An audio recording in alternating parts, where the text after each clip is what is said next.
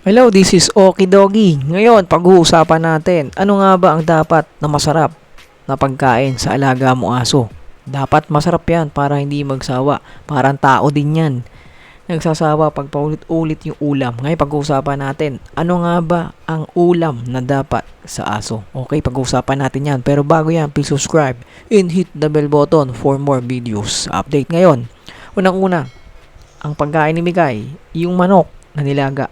Walang paminta, walang asin, walang pampalasa, walang kahit anong pampalasa. Basta nilaga lang. Yun ang healthy na pagkain para sa aso. Para tumagal yung buhay ng alaga nating aso. Okay? Kasi, di ba napapansin nyo ang tao?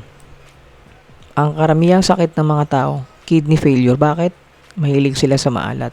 Okay, ngayon, ang kidney ng aso mas maliit yan kaysa sa tao. Okay, kaya pag pinakain natin yung aso natin ng mas mataas na sodium content, yung kinakain natin, mas malaki ang chance na magkasakit ang aso sa kidney.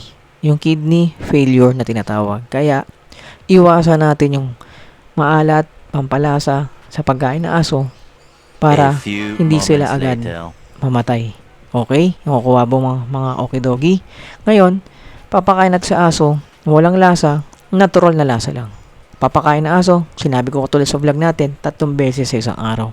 Kaya yung mga gusto mag-alaga ng aso dyan, wag kayo maglalagay ng kahit anong pampalasa sa aso. Okay? Mas okay na yung vitamins para pampagana kumain. Wag lang yung mga kahit anong pampalasa, toyo, asin, ano pa ba?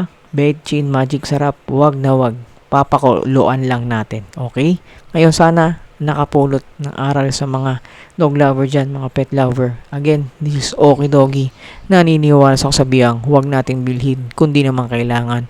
Pero kapag para sa aso, pwede. Don't forget to subscribe and hit the bell button for more videos. Update. Sige.